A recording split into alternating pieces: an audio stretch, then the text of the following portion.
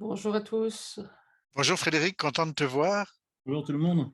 Oui, alors, écoutez, en attendant, peut-être que je laisserai Jean-Marc, te présenter Frédéric, hein. Jean-Marc, évidemment, Frédéric est un petit peu, on pourrait le dire quand même, hein, presque à l'origine, du projet des Arts trompeurs, en fait. Oui, tout à fait, dans tes recherches, Frédéric, que tu as fait et puis c'est suite à ces recherches que tu faisais avec Josie Pisano, si ma mémoire est bonne, que cette idée de faire un groupe de recherche internationale est née en 2015, en fait, à Paris. J'y étais à ce moment-là. Alors, donc, c'est quand même intéressant de voir que tu étais à l'origine de nos travaux plusieurs années plus tard, qu'on concrétise justement dans un projet de recherche canadien, CRSH, c'est un projet international auquel Samuel Cheniesky participe également actuellement. Donc, je te dirais que notre proposition, en fait, on a bien évolué. On a, après plusieurs colloques des Arts trompeurs, j'ai participé à plusieurs qui étaient absolument extraordinaires. Et puis, suite à ça, Jean-Marc et moi, on a fait un lien avec tout ce qui se développait sur les fake news et tout ça, l'espace de désinformation. Et on se disait, c'est intéressant de faire un lien entre cet espace de désinformation et les stratégies de tromperie, finalement, dans l'espace informationnel et les stratégies de tromperie qui sont dans nos domaines davantage artistiques. Alors, c'est une hypothèse qu'on est en train de brasser d'ailleurs. On ne sait pas si on va la tenir ou pas, mais tout ça te donne un peu le contexte de notre séminaire. Alors, écoute, sans plus tarder, je vais te laisser la parole, Frédéric, hein. Je pense qu'on va commencer, les gens se joindront. On est évidemment le 3 décembre, donc on comprend que tout le monde est absolument occupé pour nous au Québec, en tout cas dans les fins de session. On est dans la fin de session littéralement. Alors, on espère que certains participants vont se joindre là, qu'on retrouve habituellement. Donc, Frédéric, je te passe la parole. Merci René, merci Jean-Marc pour cette invitation. J'ai terminé un cours plus tôt pour me plonger dans la salle là et faire ce séminaire avec vous. Je peux dire qu'effectivement, j'ai suivi un peu à distance les rebondissements et les avancées du projet des Arts trompeurs et pour des raisons personnelles, je me suis un petit peu retiré du projet. Je suis ravi de raccrocher un petit peu ces questions autour de l'art magique. Je vous propose une communication, un travail, une réflexion autour de… alors, je sais pas, je lance mon chrono, excusez-moi, pas trop être long. Démarrer, j'ai peur d'être trop long. Qui est un prolongement du livre du coup, que j'ai édité, qui était issu de ma thèse sur le cinématographe des magiciens, et cette idée qu'il y aurait des cycles et de cycles de régénération du spectacle de magie, et c'est un peu une avancée par rapport à ça que je vous propose, une réflexion encore en exploration. Et pour moi, ça relève à la fois d'un paradoxe et presque d'une répulsion de parler du faux et de la mécanique du faux dans l'art magique, puisque dans l'art magique, tout est tromperie et désinformation, mais une désinformation avérée, dont la performance magique, pour moi, il est impossible d'en cerner l'authenticité, tout en sachant très bien les ressorts utilisés et en connaissant son artificialité. Pour moi, ce qui définit le spectacle de magie, hein, mon point d'ancrage et de départ, c'est un spectacle dans lequel on n'est jamais trompé.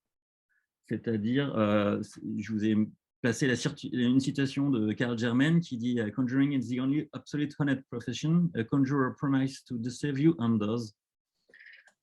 Pour moi, si on ne sait pas qu'on est face à un spectacle de tromperie, alors on n'est plus dans le domaine du spectacle de magie. Le spectacle de magie est un spectacle qui affirme son artificialité et sa fausseté quelque part, et donc par là, il ne le serait plus.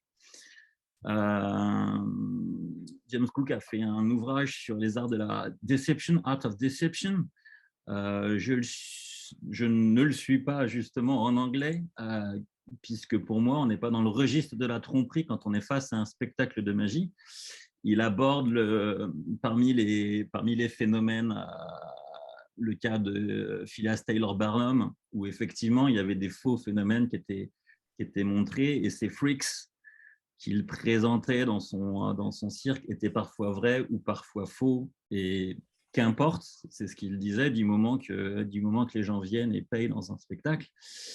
Pour moi, par contre, le spectacle de magie, on serait dans un art de la déception avec un accent aigu, où de fait, le spectateur est triste, il est déçu quand il apprend les vrais ressorts du spectacle de magie. On serait plutôt dans un art de la déception en français avec un accent,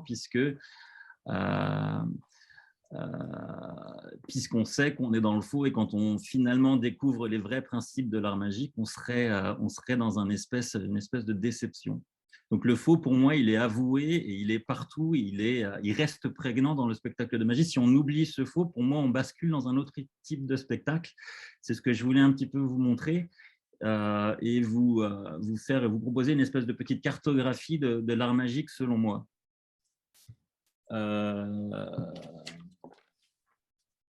C'est la partie plus lecture que je vais vous faire. Pour moi, l'histoire de la magie reste à approfondir. On a eu quelques ouvrages fondateurs dans les années 70 qui ont permis d'ancrer les jalons dans l'histoire de l'art magique. Jusqu'alors, auparavant, on se basait sur des récits souvent autobiographiques et des histoires édifiantes que les magiciens écrivaient eux-mêmes sur leurs propres pratiques. C'est le cas de Robert Houdin, de Cazeneuve, d'un certain nombre de magiciens. Ces récits, au début du XXIe siècle, en fait, on a eu des nouvelles études qui se sont faites. Je pense être à l'origine de la première étude vraiment sur le spectacle de magie et ses relations au cinéma en France, par exemple. Il y a eu des démarches aux États-Unis qui ont abordé la question du spectacle de magie avant ce qu'on a pu faire en France.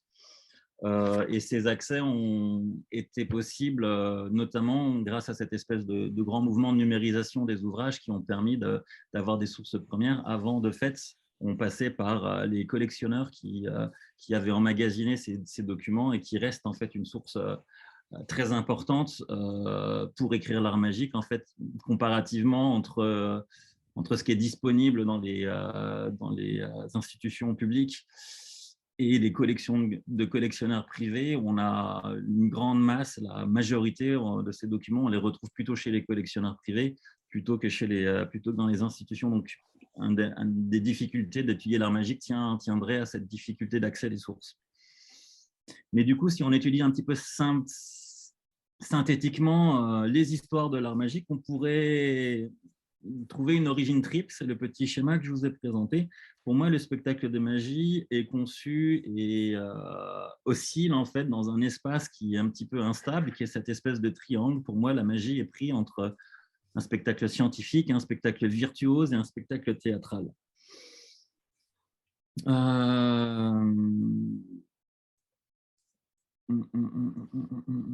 Je vais vous sauter ça pour venir ici. Si on étudie chacun de ces pôles, en fait, après l'antique joueur de pierre, dont on trouve des traces dans l'Antiquité, chez Sénèque en moins 50 avant Jésus-Christ, on a décrit un joueur de pierre, une personne qui fait disparaître des pierres sous des petits gobelets. On retrouve au Moyen-Âge la figure de l'escamoteur, puis dans sa version moderne, le prestidigitateur. Ces termes orientent l'esprit des spectateurs vers un pôle que j'appelle un pôle virtuose, qui met en exergue une opération manuelle, une souplesse des doigts, qui expliquerait le fonctionnement des tours présentés. Le terme américain léger de main, qui vient du français les mains légères, ainsi que l'adage « the hand is quicker than the hand is quicker than the eye » en anglais, entre dans cette même veine d'interprétation. On aura au XXe siècle cette histoire de cycle qui revient, un autre terme qui est le manipulateur, la personne qui vient faire des spectacles de manipulation. Ce terme-là ancrera durablement une forme dont l'essence semblerait résider dans la virtuosité manuelle de l'interprète, des passes secrètes, des tours de main invisibles. Il est vrai que dans l'arsenal des techniques du magicien, on a des passes qui reposeraient en partie sur des déplacements imperceptibles d'objets, sur la capacité de cacher des éléments ou des accessoires dans les mains, et sur des capacités corporelles acquises par l'expérience, par l'interprète, estimation de la force, du poids, estimation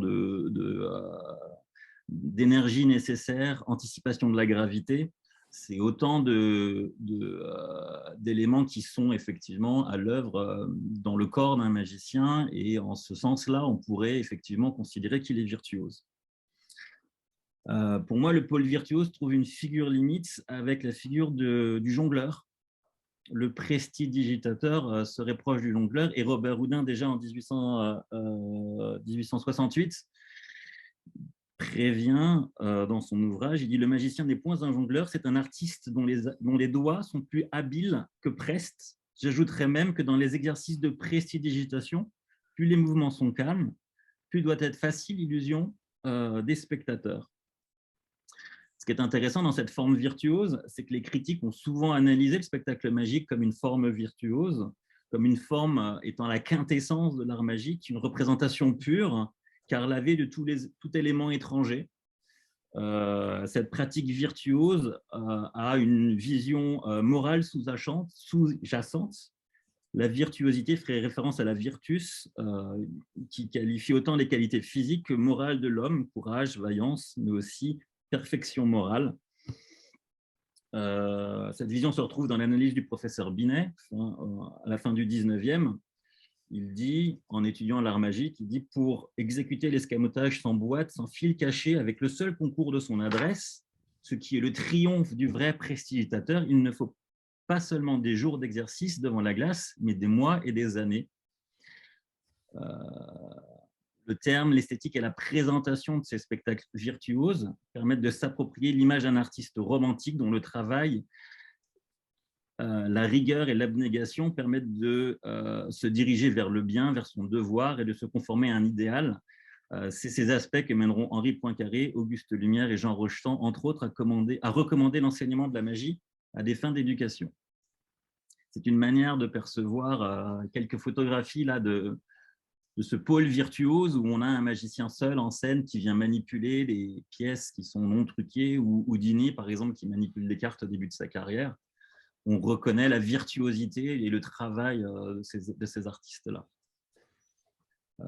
Donc, du coup, sur le pôle virtuose, pour moi, on aurait cette figure de l'escamoteur, du joueur de pierre, du manipulateur et du prestidigitateur. On focalise sur la main, sur le geste du magicien.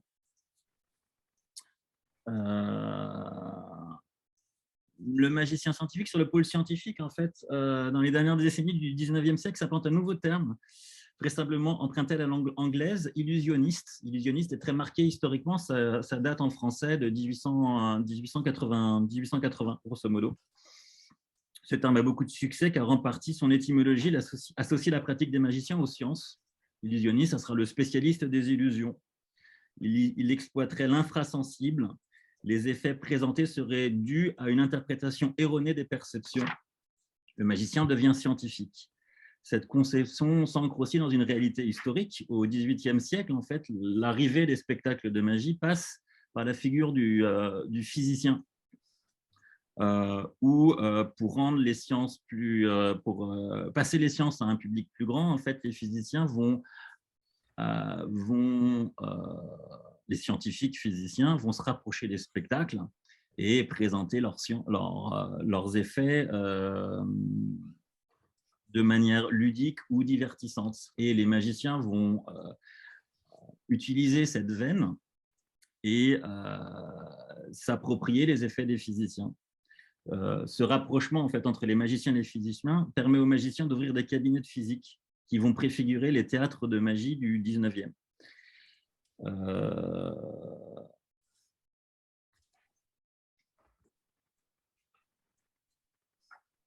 Je suis...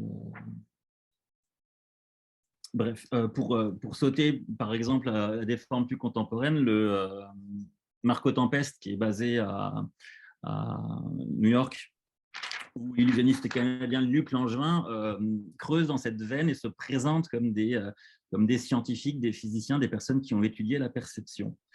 Par l'utilisation de nouvelles technologies ou par leur manière de se présenter comme des passeurs du savoir, ils se situent à la charnière d'un public populaire et des chercheurs, celle du monde marchand et du spectacle, en fait, où ils viennent passer le savoir.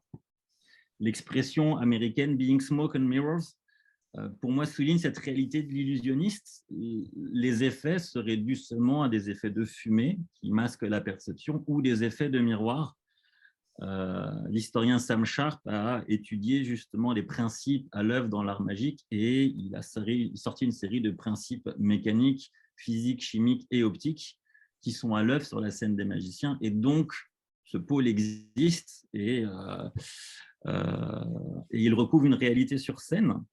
Réalité qu'on trouve à la fin du 19e aussi avec l'arrivée des projecteurs électriques au théâtre, l'électrification des théâtres. En fait, on a une remise au goût du jour des principes de la magie optique où on va créer des effets sur scène par le placement précis de miroirs, par la gestion des reflets, par la précision des éclairages, par la mise en place de gaz ou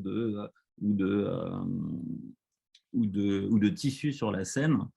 On a tout un courant de la magie optique qui va se dérouler, dans laquelle, par exemple, on pourrait situer Robertson, le fantasmagore et la personne qui projetait des spectacles de lanternes magiques. Ce mouvement de spectacularisation des sciences au XVIIIe. Ici, un portrait de Bienvenu qui était physicien et qui était physicien au départ et qui progressivement a ouvert son cabinet de physique. Et les mardis soirs, c'est le dernier petit paragraphe, présente à l'Assemblée gratuite dans son magasin différents phénomènes sur l'électricité et la physique. On a cette figure du magicien et du physicien qui s'associent au XVIIIe. L'image de Pinetti qui se vantait d'être agrégé de l'Académie de Bordeaux, et à l'Académie de Bordeaux, justement, on a rayé son titre parce qu'il l'avait indûment emprunté. C'est des recherches récentes qu'on a trouvées. Donc, sur ce pôle scientifique, du coup, on a l'illusionniste, le physicien, le mental, et peut-être aussi le mentaliste qui serait spécialiste, par exemple, dans la version moderne de la manière dont fonctionne le cerveau, de nos réactions, etc. Je suis beaucoup trop long, mais le troisième pôle, du coup, le pôle théâtral, on pourrait associer le terme enchanteur autour de ce troisième pôle associé à la polarité du spectacle magique, marqueur d'une orientation théâtrale. À nouveau, on retrouve dans l'histoire le maître des secrets au Moyen-Âge qui conçoit des effets scéniques devant les églises, ou le feinteur, celui qui exécute ces trucages au Moyen-Âge. On a une manière théâtrale de penser le spectacle magique et l'effet.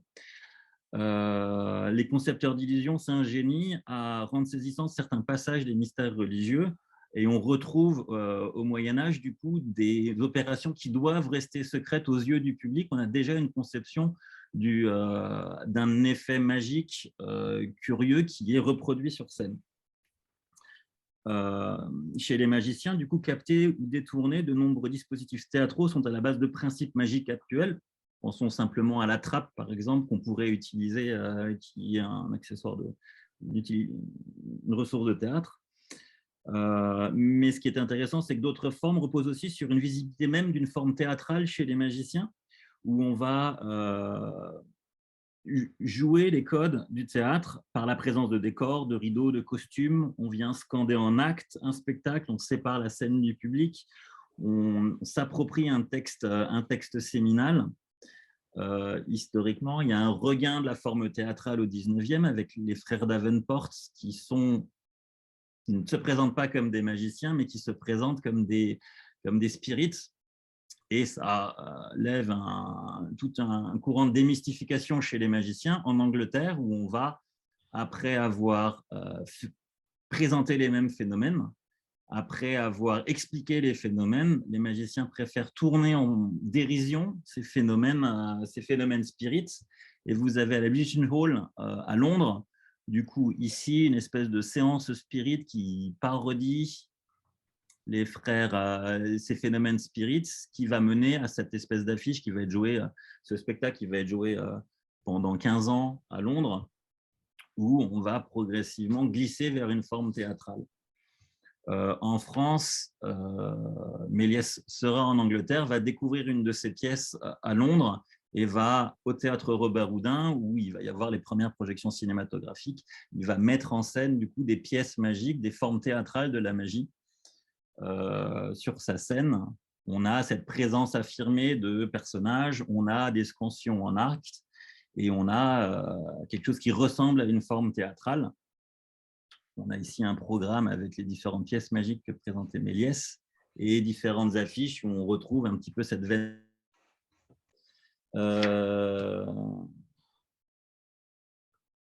Ici, le décapité récalcitrant qui sera joué 1200 fois au théâtre Robert Houdin.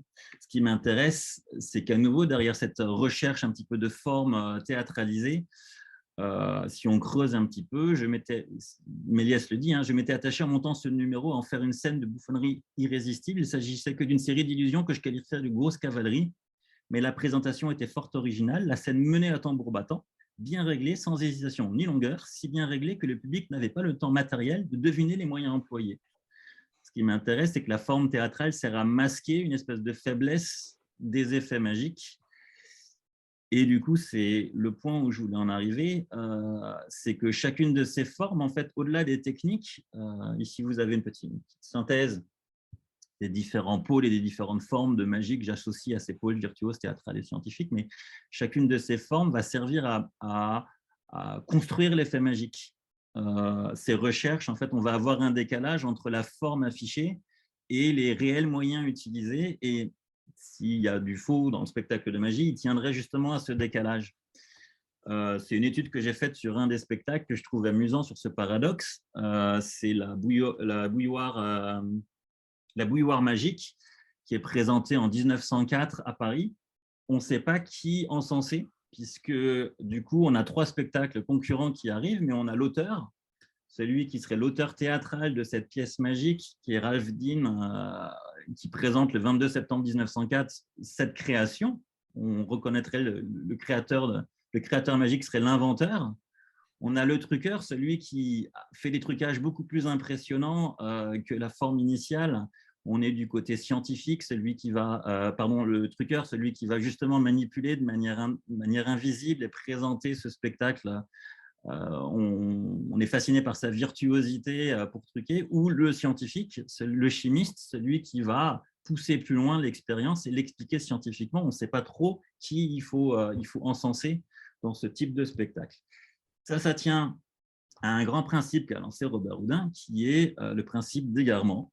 On est autour de 1850, puisqu'il explique qu'on ne doit rien négliger de tout ce qui peut conduire à égarer l'esprit des spectateurs. Aussi, lorsque vous présentez un tour, tâchez de faire attribuer son exécution à un tout autre principe que celui qui le produit. Donc, du coup, le corollaire pour moi, c'est qu'on ne peut pas attribuer au magicien ses réelles qualités. Et donc, le spectateur est forcément déçu en l'apprenant. On pense qu'il est virtuose, mais finalement, il ne le serait pas. Ou on pense que c'est une installation scientifique, un nouveau mécanisme, un nouveau principe, alors qu'il ne l'est pas. Ce qui est perçu n'est pas forcément calé sur ce qui est à l'œuvre réellement dans le spectacle de magie. C'est pour moi toute la complexité d'étudier le spectacle magique. On est obligé de faire le lien entre les discours, la réception, tous les éléments d'énonciation du spectacle de magique et tous les éléments de sa réception, et de le comparer vraiment à ce qui se joue sur scène. Et que pour moi, l'un des points clés du spectacle magique tient à cette déliaison, au fait qu'on délie les effets réels de la perception qui va être de la perception du spectateur. C'est ce que je rentre dans les principes de l'écriture magique. L'écriture magique tiendrait justement à quels principes on utilise et quelle présentation on utilise. Il y a des approches récurrentes de l'art magique qui essayent de décrire les différents effets qui existent sur la scène des magiciens. Il y a les apparitions, les disparitions, les transformations. On aurait comme ça une dizaine d'effets, pas plus. Mais si on compare ça aux documents qui sont dans une collection privée au Conjuring Art Center à New York, par exemple, on a 11 000 ouvrages. On a 11 000 ouvrages qui décrivent cet effet différent. Donc, on a des multitudes de manières de construire les effets et donc, du coup, différentes qui chacune vont créer des cadres de réception différents pour moi.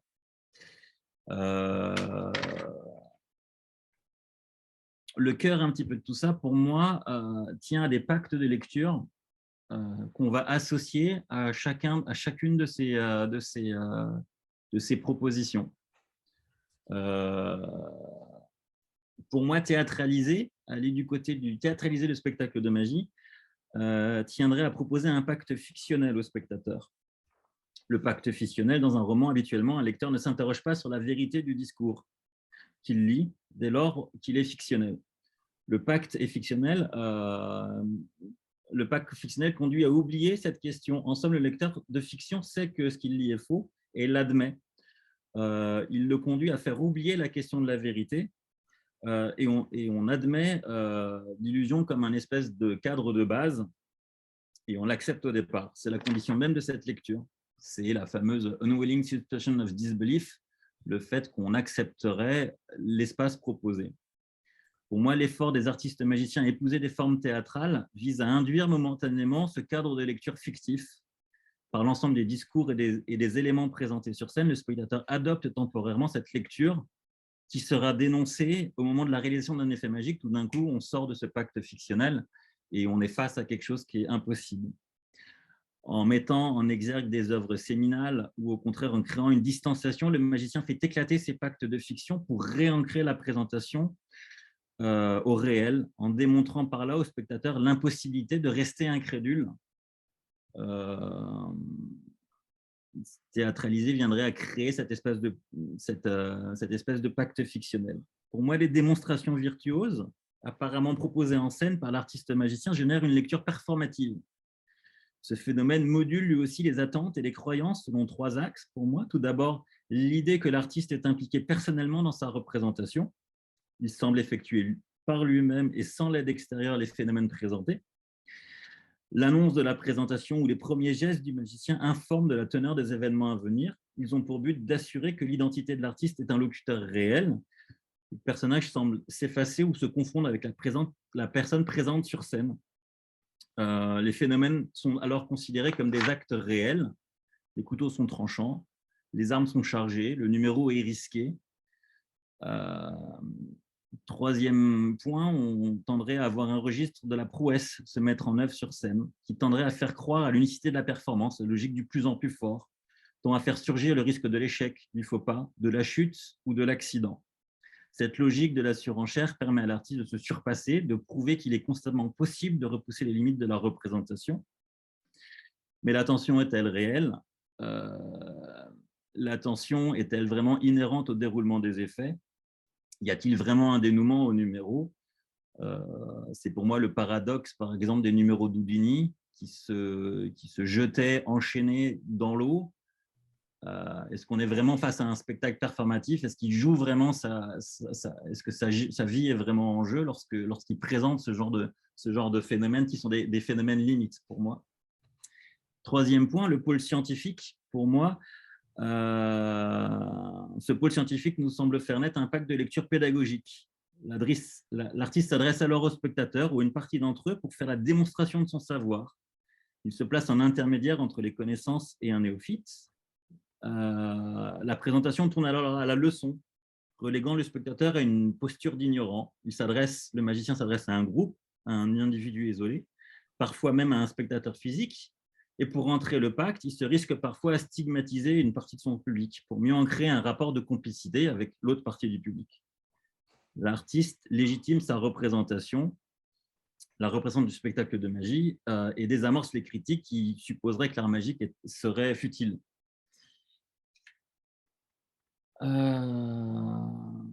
Dès lors, le magicien peut se permettre d'appliquer des opérations complexes, des comptages, des dosages, des calibrages. Il a le droit à l'erreur, il a le droit au test, au changement de modèle.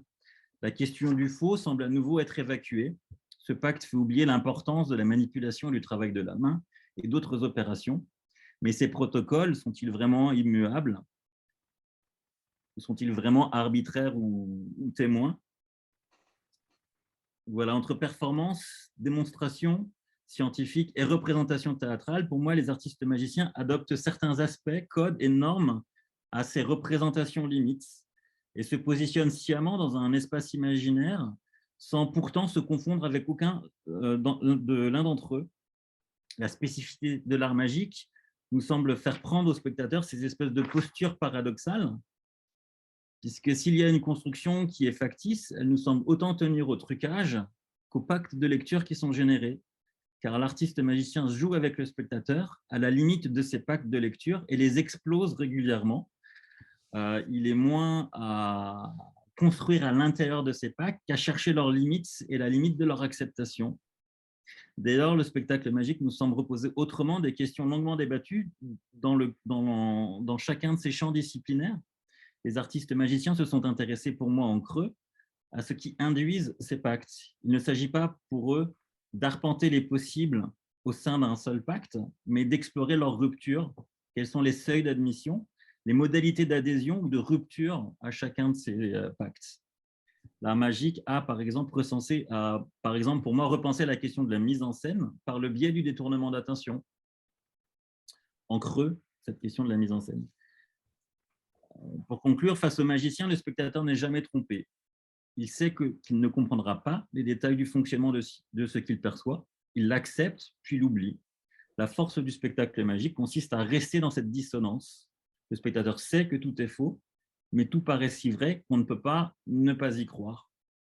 Il se pose en témoin d'un moment où les événements semblent balisés et vraisemblables selon des pactes qu'il adopte, mais il devient soudain, au moment de la réalisation d'un effet magique, le non-dupe d'une représentation impossible qui dénonce son artifice.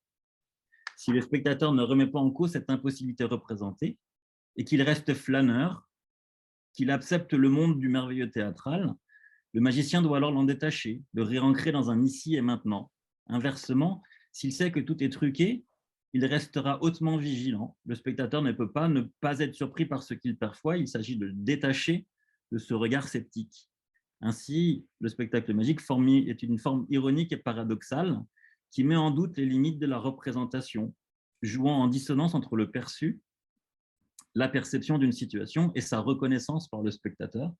L'art magique ainsi nous semble être l'une des rares formes initialement fondées sur un phénomène de distanciation.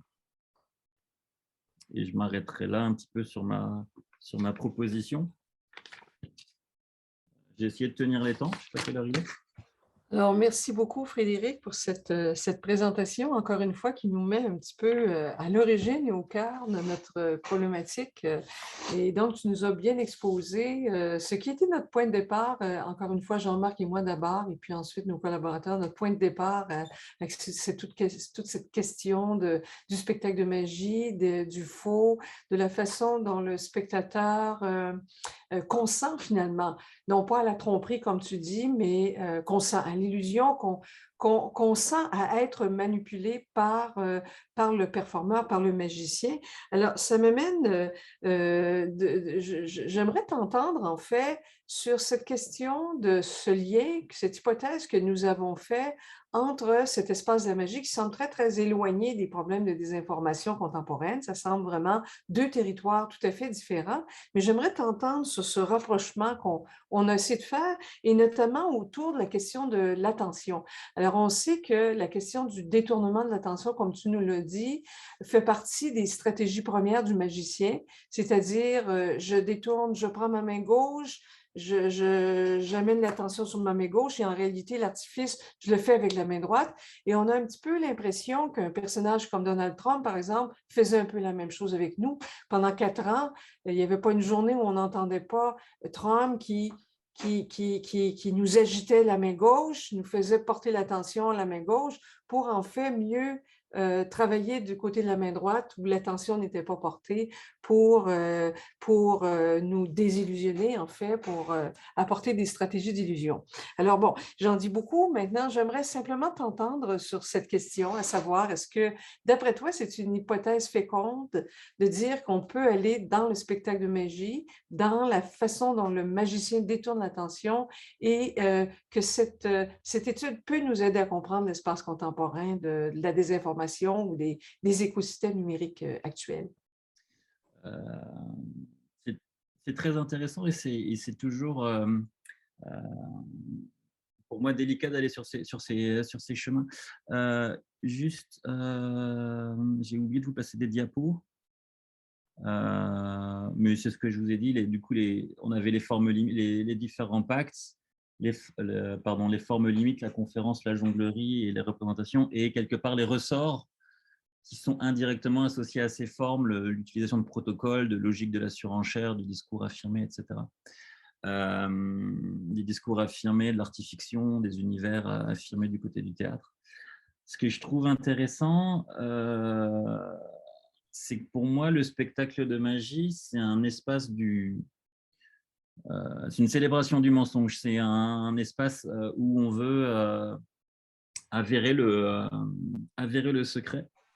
Et que pour moi, il y a tous ces pièges et tous ces fausses informations qui sont à l'œuvre dans le spectacle de magie et dont on prend plaisir à regarder, à se laisser duper. Et que pour moi, tous ces outils, ils existent de manière masquée dans la communication politique, dans la manière de focaliser l'attention, etc. C'est quelque part cette idée de cadre de lecture où on vient cadrer un événement pour justement ne pas regarder ailleurs, cette espèce de... Les techniques de Trump, par exemple, de surinformer un public en tweetant régulièrement et en occupant l'espace public. C'est amusant puisqu'on pourrait le mettre en relation de techniques de pickpocket en scène où le but, c'est de surinformer le spectateur qui est en face pour justement lui faire perdre ses repères et de lui troubler son attention. On pourrait effectivement comme ça tirer des liens entre les techniques magiques et des techniques de communication en règle générale. Fait c'est pour moi la scission un petit peu artificielle qui détache le spectacle de magie où on sait qu'on est dans le faux de toutes les pratiques truquées qui peuvent exister où le mensonge est utilisé sans qu'il soit avéré. Il a existé des numéros de ventriloquie truqués, mais pour moi on est dans le registre du faux puisque le spectateur n'est pas conscient d'un trucage qui existe. Il a existé des numéros de jonglerie truqués. Ou un des modèles que j'adore, c'est les jongleurs sur piano, où vous avez 3 balles et vous jonglez en rebond vers le sol, et les balles touchent des touches de piano et fait de la musique. Et c'est des numéros qui étaient essentiellement truqués, c'est-à-dire qu'on avait des interrupteurs et ça lançait une musique qui était déjà enregistrée. Mais le pacte de lecture est faussé. C'est-à-dire qu'on suppose qu'on a une performance virtuose avec un vrai jongleur, mais c'est pas ce qui est proposé en fait. Alors que dans le spectacle de magie, pour moi, on est dans ce registre du faux et on sait in fine que tout relève de la tromperie.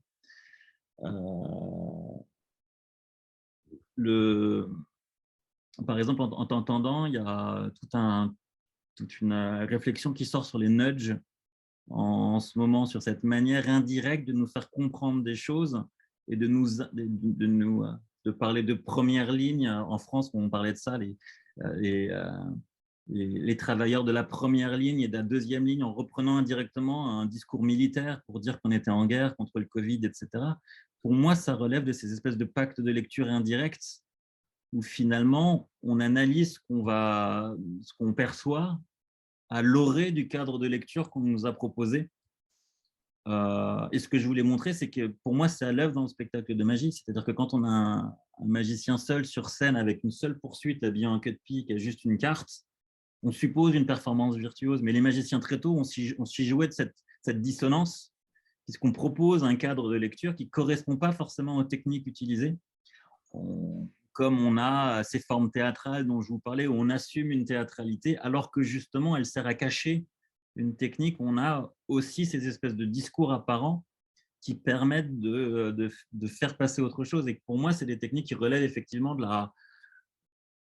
la communication politique, des choix de termes qu'on utilise, de la manière dont on vient présenter et de fait, par la suite, commenter ses propres spectacles. Hmm. Merci pour ce commentaire qui est tout à fait éclairant pour les questions qu'on se pose nous-mêmes. Alors, il y a deux intervenants qui voudraient poser des questions. Donc, il y a Christian Desilets. Christian, tu n'as pas ta caméra. Ce serait bien. Oui, merci. Donc, Christian, et puis ensuite, tout de suite après, Fabien Richard qui a une question. Donc, je te laisse la parole, Christian. Je poursuivrai la réflexion de René, là, le lien avec la désinformation. Pour moi, ça m'a paru assez clair et évident dans l'exposé. J'aime beaucoup le pacte de lecture qui renvoie un peu dans mon domaine au contrat de communication. Je vais utiliser le contrat de communication pour faire le lien. En publicité, depuis les mouvements de défense des consommateurs qui ont dénoncé les menteries des publicitaires, les manipulations des publicitaires, l'industrie de la publicité a évolué en modifiant le contrat de communication. Le contrat de communication en publicité aujourd'hui consiste à dire essentiellement je sais, toi, publicitaire, que tu me mens et j'accepte que tu me mens dans la mesure où ton mensonge sera d'une très grande habileté. Donc, dans votre triangulation, le caractère performatif, c'est ce qui distingue aujourd'hui la publicité des relations publiques ou au contraire, en relations publiques, dès qu'on approche du mensonge, on se disqualifie. Alors qu'en publicité, plus on va vers le mensonge, l'illusion et la menterie la plus éhontée, plus c'est admiré.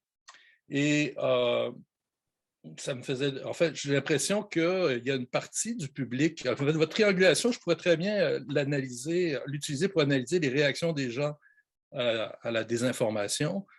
Des gens qui l'étudient dans l'angle scientifique pour comprendre ce qu'ils font. D'autres vont croire, un peu comme dans le théâtre, ils vont croire vraiment à tout ce qu'on leur raconte. Puis il y en a d'autres, au contraire, ça, je pense que ce n'est pas assez étudié, qui savent qu'on leur ment et qui trouvent ça admirable, qui admirent essentiellement la virtuosité à manipuler l'opinion publique. Et j'en donne comme exemple, et je termine là-dessus, vous observerez qu'aujourd'hui, il n'est plus possible d'assister à aucun débat public politique sans que l'essentiel des commentaires porte sur le caractère de la performance, l'habilité du politicien à mentir, à détourner l'attention, à déstabiliser l'adversaire sans jamais discuter du fond.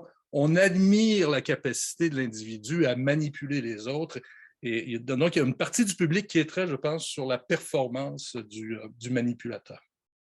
Du coup, merci pour cette remarque. Ça me faisait penser à quelque chose qui me fascinait aussi quand j'étais plus jeune, qui sont les démonstrateurs de foire quand on fait la publicité, où cette figure du démonstrateur de foire tient bien à cette espèce de virtuosité, avoir un petit appareil qui n'est pas très scientifique, qui n'est pas très développé, qui fait pas rêver forcément à énormément de choses, mais qui tout d'un coup, utilisé de cette manière-là par cette personne qui est sur la foire, par exemple, fascine les spectateurs et on retrouve cette figure du virtuose quelque part dans la publicité, ou quand on l'a chez nous, c'est un bout de plastique et on ne sait pas comment s'en servir, on pourrait retrouver cette figure du virtuose à cet endroit-là dans la publicité.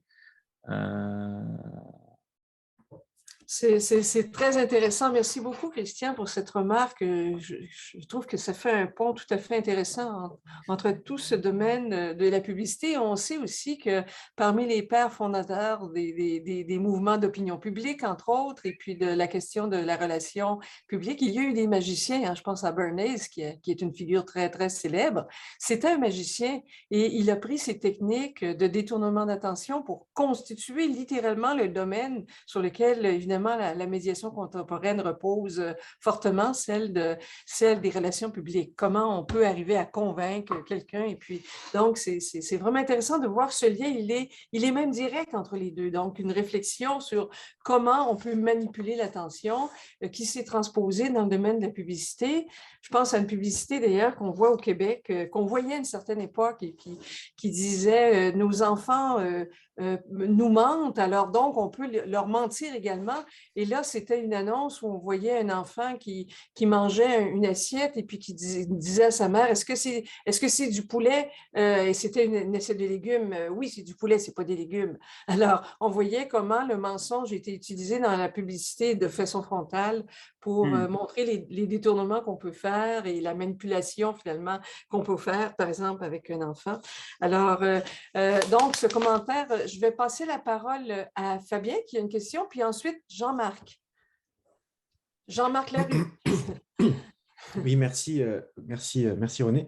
Merci Frédéric pour votre présentation. En tout cas, le lexique que vous utilisez, l'imaginaire mobilisé nous confirme l'importance et la fécondité de rapprocher les arts trompeurs avec la désinformation dans l'espace informationnel. Moi, j'ai notamment été frappé par une notion sur laquelle j'aimerais que vous reveniez un petit peu, qui me semble vraiment très pertinente pour nous, en tout cas pour moi, elle l'est, c'est le principe d'égarement, parce que dans le domaine de la magie, ça déjà, c'est très intéressant, mais alors dans le domaine plus général de ce qui nous concerne, la désinformation dans l'espace numérique notamment, je trouve que c'est une notion vraiment pertinente. Si on prend par exemple je ne sais pas moi, Gérald Bronner qui travaille beaucoup sur les fake news à des champions des cultural studies comme Jameson, il y a toujours cette idée le sujet postmoderne, c'est un sujet qui est systématiquement désorienté, en perte de repères, etc. Donc, je vois là, moi, j'aime beaucoup cette notion-là. Je voulais savoir, donc, par rapport à votre sujet, l'égarement dont parle un petit peu Méliès en référence à une pièce donc, de Robert Houdin, c'est ça? Il y a une sorte il est mentionné dans le commentaire que vous citiez, il est mentionné l'idée de saturation, mais aussi de vitesse. Pour que ça fonctionne, il faut que ça aille très vite, pour que le cerveau soit incapable justement de déceler le truc. Du coup, je voulais savoir, est-ce qu'il y a un lien à faire? Parce qu'on sait aussi la vitesse, l'idée d'accélération, accélération technique, accélération sociale, participe de cette logique de saturation et d'égarement. Alors, je voulais savoir si les deux étaient tout simplement l'égarement et la manière d'égarer les esprits, la vitesse, l'accélération étaient considérées dans cette technique. Alors, je pense que votre micro est… Votre micro ne fonctionne pas, Frédéric. On m'entend? Oui. Oui. Mon micro est coupé parce que j'ai eu une coupure de connexion. Je suis désolé, j'ai raté une partie de votre intervention. Entre le principe d'égarement de Robert Houdin et la question de l'accélération.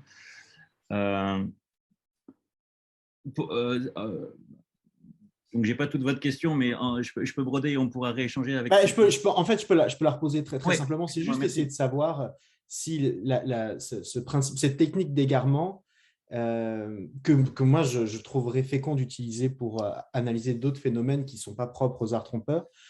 Cette technique d'égarement, dans quelle mesure elle fonctionne sur la base justement d'une logique de virtuosité, mais d'accélération aussi, de vitesse. Il faut que ça aille vite pour qu'on ne se rende pas compte du truc. Est-ce que ces deux choses-là peuvent se penser ensemble? Parce que si oui, moi, c'est quelque chose que je verrais bien utiliser dans d'autres contextes.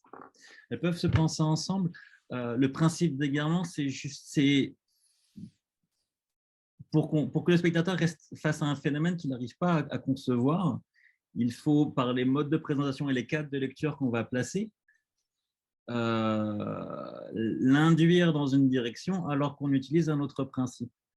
C'est-à-dire que, par exemple, sur ces gestes très rapides qui peuvent exister, cette espèce de…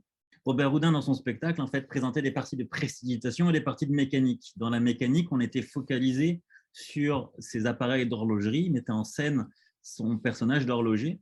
Sauf que forcément, dans ces automates, il y avait des automates truqués où il y avait des principes théâtraux en place avec des systèmes de trappe, etc.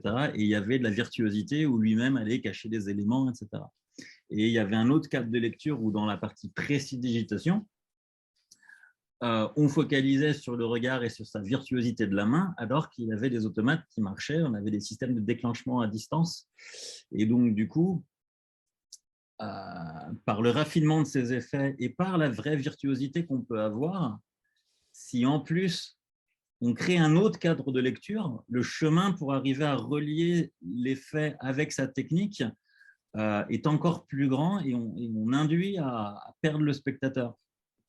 C'est-à-dire que si effectivement j'ai un geste très rapide et que je vous le présente comme si c'était quelque chose de virtuose, on va peut-être être moins dupé mais reconnaître que je suis un bon jongleur et que j'ai une grande dextérité, que si je vous explique que c'est un principe mécanique et qu'il suffit de frotter la carte, puisque vous allez de fait chercher autre chose.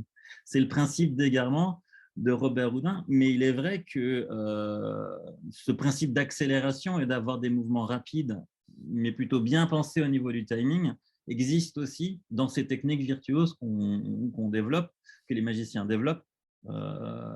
Et on a effectivement quelques effets qui, de fait, se déroulent plus vite que l'œil et on vient surabonder l'information ou on vient faire des gestes très rapides.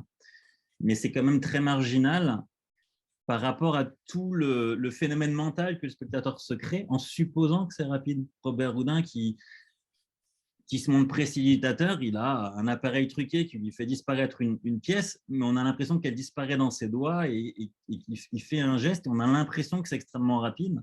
Et cette accélération, en fait, on l'a construit par rapport à ce cadre de lecture. Et on efface complètement tous les autres phénomènes.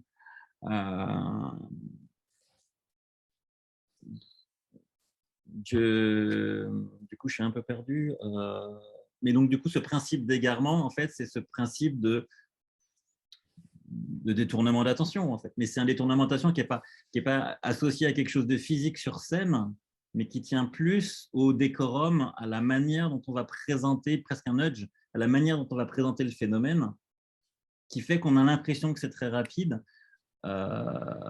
puisqu'on a créé ce pacte virtuose et que tout d'un coup, cette disparition ou cette surenchère tient à la manière dont on présente, dont on crée le cadre de lecture, en fait. Oui, donc la vitesse, elle est simulée. En gros, la vitesse est simulée, quoi. On est dans la vitesse est simulée, mais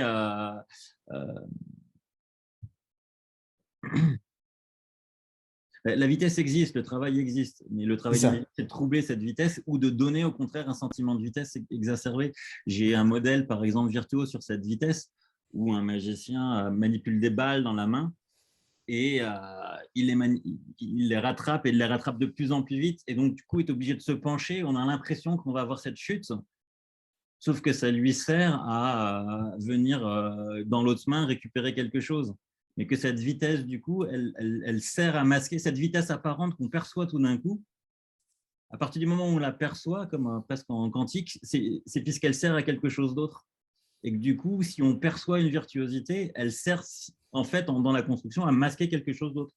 Comme quelque chose de théâtral, à partir du moment où on va le remarquer, va servir à masquer un geste rapide qu'on doit faire à l'arrière. On a toujours cette espèce de décalage et de construction apparente de ces phénomènes-là. Puisque la vitesse virtuose, elle va plutôt du côté du jongleur, qui lui jongle pour de vrai et vite, et c'est plutôt ça qu'on devrait reconnaître chez un jongleur. Il y a cette construction, cette idée en creux, c'est-à-dire qu'on a l'impression que ça va vite, puisque justement, on a construit un cadre qui permet de mettre en avant cette vitesse. C'est intéressant parce qu'encore une fois, dans l'espace informationnel, on a l'impression qu'il y a tous ces effets d'accélération, de surabondance, le détournement de l'attention ne passe pas seulement par le tour de magie. Donc, je regarde la main gauche, j'attire l'attention vers la main gauche et je fais quelque chose de la main droite, mais également par la surabondance. Je pense au boniment, notamment du magicien, qui va l'amener à détourner l'attention. On se concentre sur ce que le magicien dit alors qu'il est en train, finalement, essentiellement de détourner notre attention et de faire autre chose en arrière. Et encore une fois, on voit le phénomène qui se produit dans l'espace médiatique constamment. Alors, c'était un commentaire, donc je vais passer la parole à Jean-Marc, donc, qui... Oui. Oui, ben merci beaucoup Frédéric. Juste deux petites remarques avant de poser une question plus consistante ou un commentaire plus consistant. D'abord, en lien avec ce que vient de la discussion avec Fabien. Puisque tu parles aussi de postmodernité, dans le livre de Lehmann, qui est la grosse bible en théâtre, qui a écrit donc le théâtre post-dramatique, ce qui veut dire grosso modo théâtre postmoderne, il insiste beaucoup sur ce qu'il appelle la pléthore et le jeu le changement de vitesse en fait. Donc à la fois le jeu vitesse, lenteur, accélération, etc. Et la pléthore évidemment c'est la surabondance. Donc ce sont quand même ce sont des procédés qui sont dans l'air, dans l'air du temps et qui effectivement se manifestent aussi dans le spectacle de magie moderne. La question de l'égarement ou la question de l'attention, je dirais, enfin moi, l'impression que j'ai, à la fois pour le théâtre, le spectacle de magie, mais pour la plupart des productions scéniques, c'est pas vraiment un égarement, je dirais, c'est un déplacement de la focalisation, de l'attention. Donc, je te soumets ça, Frédéric, comme point de vue. Là. Il ne s'agit pas d'égarer, il s'agit simplement de déplacer la focalisation de l'attention, donc le point d'attention. Mais l'attention est toujours là, il faut qu'elle soit là. Il n'y a pas de relâchement de l'attention, il n'y a pas on ne disperse pas l'attention, au contraire, les moyens sont là pour la préserver. Plus fondamental, je reviendrai sur deux aspects. D'abord, merci d'avoir bien situé et caractérisé le spectacle de magie par rapport par exemple, au spectacle de virtuosité ou de simple prouesse. Là. Il y a cette dimension dont tu as parlé, qui est à la fois la dimension scientifique ou pseudo-scientifique, la dimension théâtrale, la dimension du spectacle. Je vais poser ma question comme ça un peu. Je me dis, est-ce que on s'entend, enfin il me semble qu'on s'entend pour dire que le spectacle de magie, c'est d'abord une performance. C'est pas une représentation, c'est une performance. Et que la tendance qu'on a eue historiquement à analyser le spectacle de magie, c'était justement lié à la représentation, disons, à la tradition de la théâtrologie, du spectacle théâtral. Or, c'est performantiel. On ne reproduit pas quelque chose, on produit quelque chose. Et à cet égard, il me semble qu'il y a un virage qui peut-être dans disons la théorie ou les approches de la magie qui doit aussi changer, c'est-à-dire insister sur le performantiel, sur ce que Grusin appelle la médiation radicale. C'est que dans le fond, on assiste à une médiation et on n'assiste pas à la représentation de quelque chose. Ça, c'est un premier élément, donc ça change beaucoup la perspective parce que la question de la vérité ou de la fidélité, elle se pose dans la représentation, mais elle ne se pose pas dans la performance, en tout cas pas du tout de la même façon. La question, dernier élément, c'est la question des pactes. Je comprends l'idée, mais moi, je suis un peu mal à l'aise avec l'idée de pacte, en général, parce qu'il n'y en a pas. Il n'y a pas de pacte. On utilise beaucoup plus, par exemple, dans le domaine de la performance, on parle de prémédiation, c'est-à-dire une espèce d'auto-préconditionnement qu'on fait quand on va assister à un type de spectacle. C'est-à-dire qu'on n'est pas tout à fait le même si je vais voir un spectacle de théâtre demain, ou si je vais voir un spectacle de magie demain, ou si je vais voir un spectacle d'humour demain, ou un concert demain, ben, je ne serai pas la même personne demain. Donc, j'ai une espèce je ne suis pas tout à fait la même personne, je ne me prépare pas de la même façon et je n'ai pas les mêmes attentes. Donc, ce n'est pas vraiment un pacte, c'est plutôt voilà, alors on utilise le mot prémédiation, c'est plutôt un conditionnement que je fais en fonction d'un spectacle que je vais voir et qui fait que je me prédispose en quelque sorte là, en fonction d'attentes que j'ai et à quelque chose. Alors là aussi, la question de la vérité se pose pas tellement beaucoup non plus.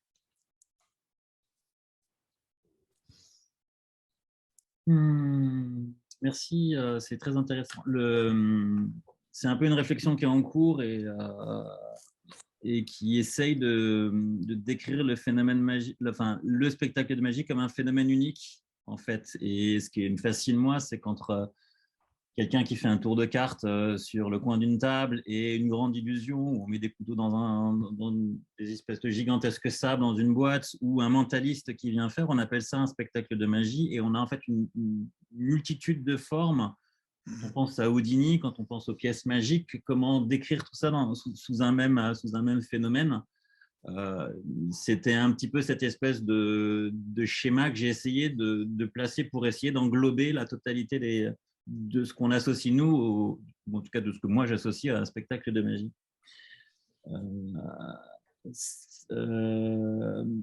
Quand je parle du principe d'égarement, effectivement, je l'ai repris parce que c'est Robert Houdin qui le cite et que ça faisait un espèce d'objet que je trouve amusant à interroger. Mais effectivement, Juan Tamariz, qui est un magicien espagnol, a parlé plutôt d'un chemin magique et de la manière dont il fallait amener, plutôt que d'égarer le spectateur, comment il fallait l'amener progressivement vers une solution qu'on lui indiquerait comme probable pour mieux le laisser sans aucune accroche pour comprendre. Il parle plus d'un chemin magique et donc d'un chemin qu'il faudrait faire prendre au spectateur pour qu'il ne suppose pas qu'on met des cartes dans les manches, le fait de remonter ses manches, pour éviter qu'il suppose qu'on ait fait un geste rapide, refaire le tour au ralenti, et donc de guider et d'amener progressivement le spectateur, plutôt qu'effectivement de le laisser égarer au milieu de plein de solutions possibles. Je suis d'accord sur le principe, et c'est plus ça qui est à l'œuvre, effectivement.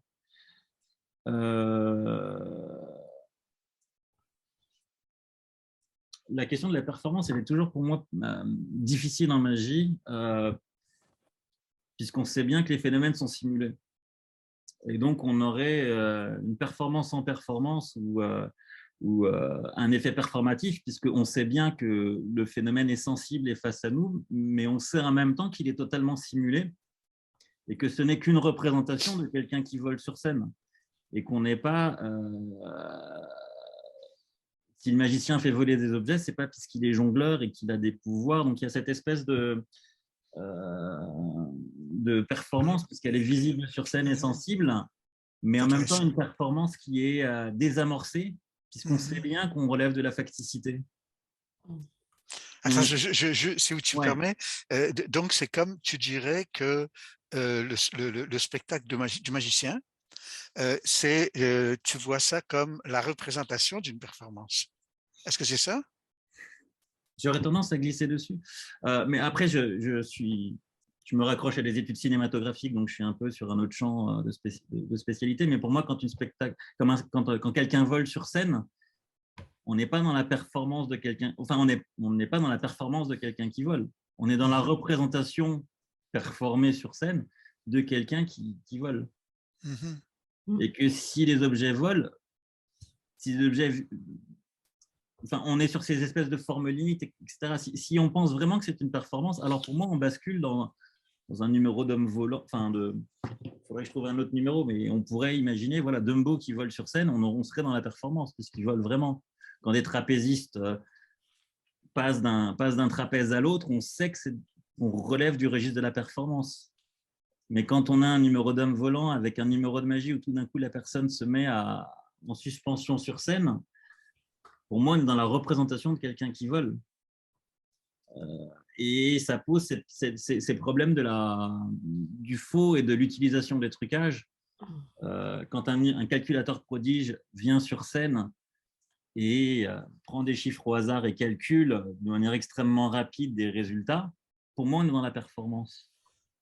Et les mentalistes, par exemple, qui jouent à l'interface, mais si on les rabat du côté magique et que pour moi, on perçoit ça comme un spectacle de magie, alors on sait que quelque part c'est truqué, on sait que, on ne sait pas très bien comment, mais il a prédit un résultat et c'est peut-être par des calculs mentaux, mais on sait très bien que ce n'est pas possible. C'est pour ça que, oui, on est dans le performatif puisqu'on est face à un spectateur et que les phénomènes se déroulent réellement, mais on sait en même temps qu'ils sont parfaitement faux. Et si on ne sait pas qu'ils sont faux, pour moi, on sort de l'espace du spectacle de magie. Oui. Puisqu'on devient jongleur, puisqu'on devient calculateur, il y a des problèmes, par exemple, avec les numéros d'animaux dressés. Si vraiment l'animal il fait tout ça, alors on est face à un phénomène performatif qui est extrêmement impressionnant. Mais il y a des principes truqués qui permettent effectivement aux animaux de réagir de telle ou telle manière. On a l'impression qu'ils calculent, mais finalement, ils ne le font pas vraiment.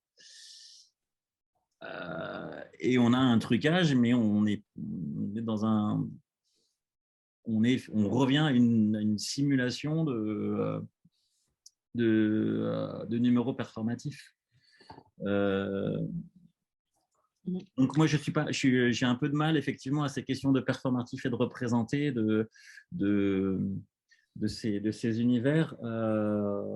Et le conditionnement dont tu parles, effectivement, pour moi, il y a quelque chose d'un peu paradoxal qui est qu'on ne sait pas forcément. On est différent quand on va voir un spectacle de magie. On a ce registre du faux, mais dans l'espace présenté par le magicien, on a des spectacles qui sont très différents. Et ce que je voulais un petit peu pointer, c'est nous, effectivement, on a une réception qui est différente. Quand on va voir ce type de spectacle comparé à un spectacle de jongleur, on ne va pas aller regarder la même chose précisément, mais une fois que ce cadre il est placé, comment le magicien il va induire une lecture spécifique où on va justement être fasciné par une virtuosité ou par un espèce de sentiment général qui nous embarque puisqu'on a ces costumes, etc. Ou le magicien va présenter un outil, quelque chose de spécifique. Dans ce cadre-là, en fait, il vient recréer un nouveau cadre pour moi qui induit notre manière de le percevoir. Après, ça peut exister. Je rejoins ce que disait Christian tout à l'heure. Ce modèle en triangle, en fait, il peut s'appliquer pour moi à plein de choses, y compris sur les projections cinématographiques ou toutes les performances. On a toujours cette espèce de regard. Quand on parle des effets spéciaux au cinéma, on peut dire à la fois que c'est des outils géniaux pour arriver à créer des mondes. On est du côté du pôle théâtral, cette capacité à générer un univers. On peut se focaliser sur le pôle virtuose où on a ces nouvelles machines qui permettent de calculer des images, de faire des incrustations en direct, de supprimer des fonds verts. On est sur le pôle scientifique. Et on peut avoir ce pôle virtuose où finalement ces techniciens qui, avec ces nouveaux outils, sont capables d'associer, etc. Cette lecture tripolaire, pour moi, on la retrouve dans plein d'autres formes et on pourrait l'appliquer effectivement à plein de phénomènes. Cette manière de focaliser l'attention des spectateurs sur chacun de ces pôles. Je pense que c'est assez intéressant, effectivement, pour notre espace, ce schéma que tu proposais. Alors, il y a Christian qui voudrait faire un commentaire et puis ensuite Samuel qui a levé la main également. Alors, Christian d'abord, Samuel ensuite. Oui, je crois qu'il y a une branche des sciences économiques qui permettrait d'analyser le principe de détournement d'attention, peut-être avec une optique un peu différente, peut-être l'enrichir, c'est la branche de l'économie de l'attention. Alors, je vais en donner deux exemples. L'exemple que vous aviez donné du magicien qui manipule des boules et puis qui s'approche, puis qui donne l'impression qu'il va tomber. En économie de l'attention, on dirait qu'on active le principe de la saturation de l'attention. L'attention est une ressource limitée chez l'être humain. Et si on attire son attention sur quelque chose dans un environnement saturé, si on met l'attention sur quelque chose qui est plus facile à observer, on va avoir l'attention des gens. Donc, on attire l'attention sur quelque chose qui bouge, qui va vite et puis qui se dirige vers nous. Ça attire notre attention parce que dans l'environnement, c'est ce qui est plus facile à observer. On joue sur ce principe d'économie d'attention.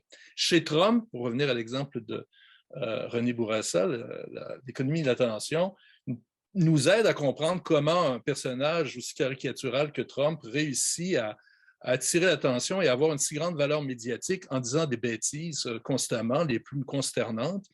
Alors, en économie d'attention, ça va être la même chose. On va dire que dans l'univers médiatique, justement parce que c'est un univers sursaturé d'informations, un personnage comme Trump, c'est quelqu'un qui arrive avec la capacité d'attirer facilement l'attention à peu de frais, plusieurs fois par jour, attirer l'attention du spectateur sur quelque chose de plus facile à appréhender dans un univers extrêmement complexe. Donc, naturellement, le cerveau humain va vers cette qualité de facilement observable et très excitante.